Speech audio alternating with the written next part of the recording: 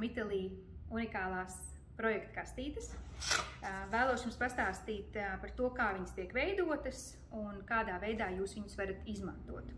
Tātad, kā jūs jau esat pamanījuši, ir gan lielās, gan mazās projekta kastītes. Šī konkrētā sastāv no sešiem konusiņiem, bet 3 dažādiem dziju veidiem.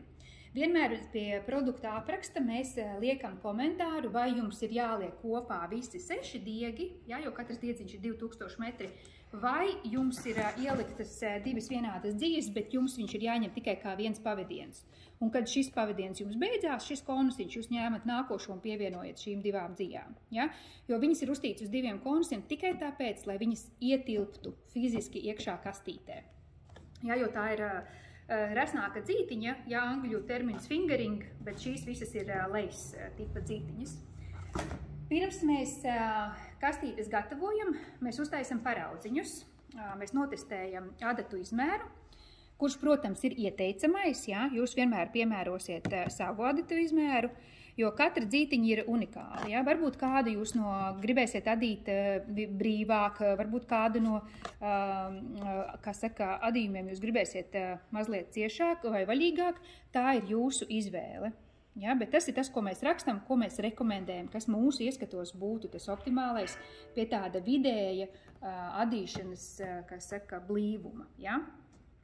Tas ir viens punkts. Tad otrs, protams, taisot šos paraugus, mēs notestējam, kā šīs dzītiņas sadzīvosies visas kopā, bet ņemot vērā to, ka katrā dziju kastītē tiek pievienot šī pūkainā dzija, vai nu tā ir alpaka, vai nu tās ir superhidmohēriņa vai mohēriņa, tad šīs dzijas struktūra ir tā, kas satur kopā visas šīs atšķirīgās šķiedras un veido viendabīgāku adījumu un drošāku, lietošanai.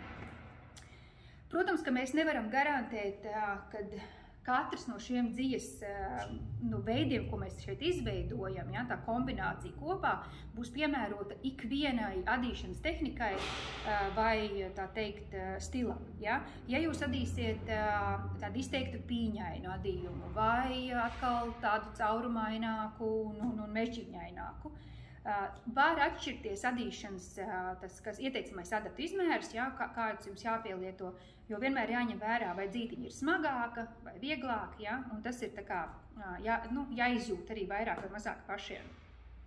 Ja adījumu kastīte, ko mēs esam izveidojuši, ir specifiska, un tā ir kaut kāds noteikts knifs, ko mēs jau zinām, tas vienmēr tiks pierakstīts pie komentāriem, pie produkta apraksta, lai jūs to jau zinātu. Mums bija tādas kastītes ar džērsijas dziju, kura pēc mazgāšanas saraujas, viņai veidojas tāds trikotāžas efekts, un tad mēs pierakstam klāt, ka šīs adījums pēc mazgāšanas sarausies. Tas, protams, notiek tikai vienu reizi, un tas efekts ir superīgs. Tas ir tādā veidā. Tad vēl pieņemsim par krāsām. Kādreiz arī klienti prasa, ka tas viens tonis ļoti ir nav kontekstā, ka viņš ir spilgtāks vai tumšāks vai tā tālāk. Arī šeit var redzēt, ir brūnie toņi un tad tas bronzas tonīts. Bet tieši tā pūkainā dzija, tas mohērs vai alpakas pavadiens ir tas, kas nobalansē to krāsas toni.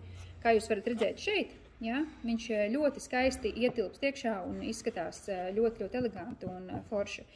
Tāpat jāņem vērā, ka šīs dzītiņas ir ļoti smalkas. Te ir tas lejas tipa pavadiens, kas ir smalks, un ļoti smalkāki pavadieni tiek savienot kopā, jo vienmērīgāks krāsojums vai tas mārbula efekts tiek panākts. Ja viens diedziņš ir stipri izteikti resnāks, tad viņš sāk dominēt.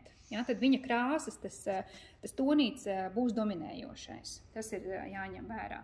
Ja mēs savienojam 2 resnus pavadienus, tad mēs zinām, ka veidojās tāds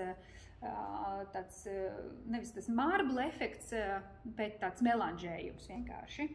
Un tieši tāpēc šīs projekta kastītes ir unikālas, ka mēs, spēlējoties ar krāsām, ar tekstūrām, izveidojam kaut ko pavisam foršu, unikālu un tādu, kas nevienam citam nav.